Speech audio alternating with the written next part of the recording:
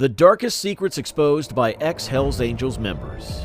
Discover the untold stories of former Hells Angels as they reveal the gritty reality behind their time in the infamous motorcycle club, delving into the clash between their day jobs and secret lives, corporate-like activities within the club, the lure of a dangerous lifestyle, and the internal conflicts that tore them apart.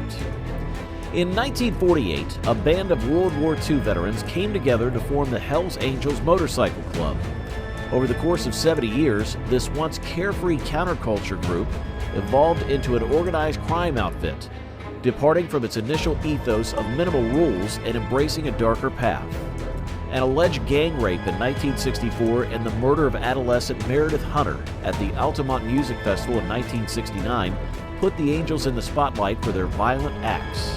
How true, though, is the common perception of what it's like to be an angel in the media and among law enforcement agencies.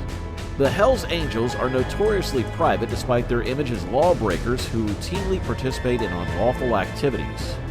Because of this commitment to secrecy, most of what you've seen on shows like Sons of Anarchy and its offshoot, Mayans MC, should be taken with a grain of salt.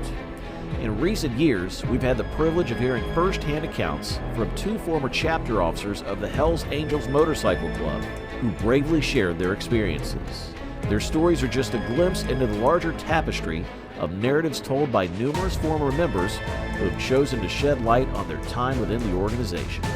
A band member, for example, cannot focus completely on rock and roll culture. Traditional methods of promotion, such as posting flyers on bulletin boards and window stickers, have given way to more modern methods, such as social media and pitches to streaming playlist curators.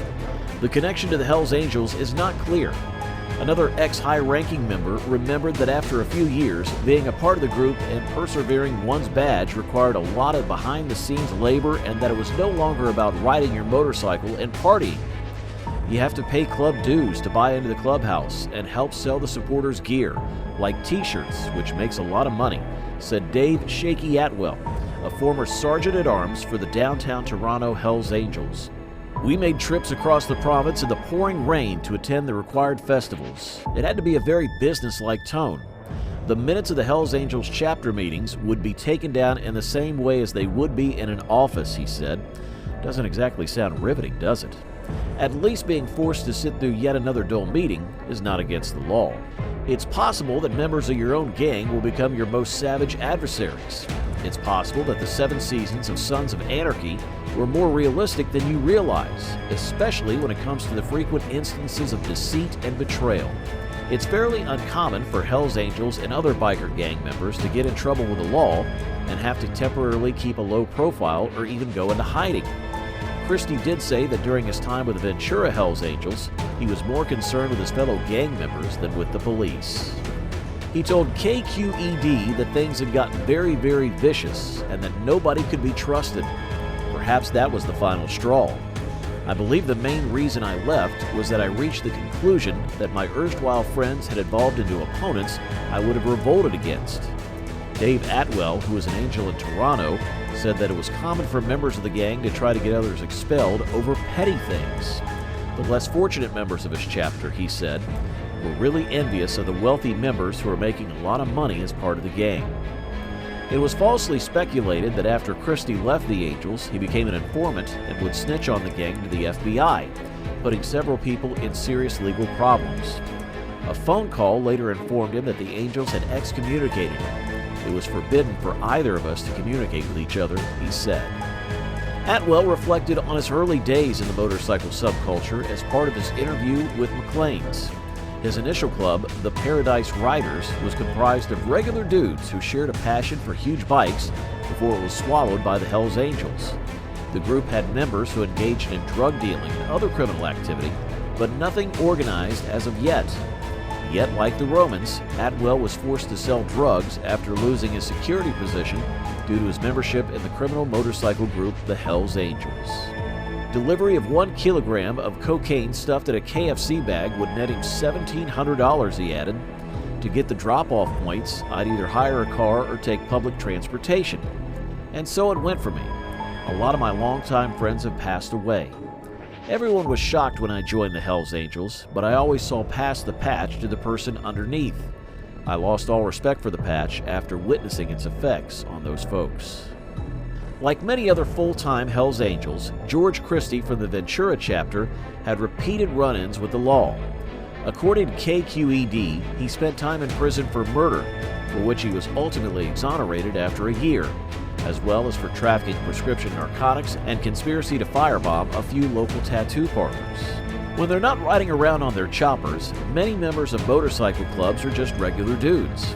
If you want to buy a huge motorcycle and keep it running, you need probably to work a 9-to-5 job when you're not out on the road with your friends. In the 1970s, it was the reality for George Christie, a former president of the Hells Angels in Ventura, California. In addition to being a devoted husband and father, he was also making a comfortable livelihood as a Marine Reserve and working for the Department of Defense. It so happened that he had a deep and abiding passion for the biker gang way of life.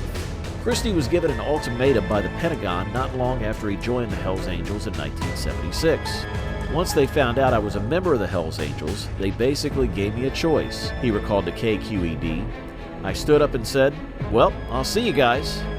As a result of taking that bold move, I became completely engrossed in the subculture of illegal motorcycles. When asked why he joined the Hells Angels instead of taking a secure government job, Christie compared his decision to that of a would-be Old West gunfighter who meets the James Gang or Billy the Kid and decides he wants to hang out with them instead. Normal law-abiding civilians might also find themselves in severe danger when any particular motorcycle gang has a score to settle, not only rival motorcyclists. Christie wrote extensively about his lifelong opposition to the Hells Angels' use of bombs and gang warfare for the magazine Narratively. He was troubled by the fact they could injure or murder innocent bystanders and that such incidents might attract the attention of police. He claimed that his friends and colleagues disapproved of this viewpoint and even accused him behind his back of being weak or even an informant or undercover police officer. As he explained in the extended story, there was one incident in the late 1970s that caused him to really consider abandoning his illegal lifestyle for good. Christie claims that a future member of the Hells Angels named Thomas Heath devised a plan in which he would ask a member of the rival Mongols gang to replace his flat tire at a bike shop. Once the valve was unscrewed, the bomb within the tire would explode. Following a heated exchange, mechanic Harry Jimenez consented to fix the tire. However, as he was doing so, the device detonated, killing both Jimenez and Raymond Hernandez, 15 years old. Raymond's brother was a member of the Mongols. Christie was disturbed not only by the loss of a young life, but also by what he saw as Heath's lack of remorse and his boastful discussion of the catastrophic explosion for days. That's all for the video. Don't forget to hit that like button and subscribe to our channel. Thanks for watching. We'll be back soon.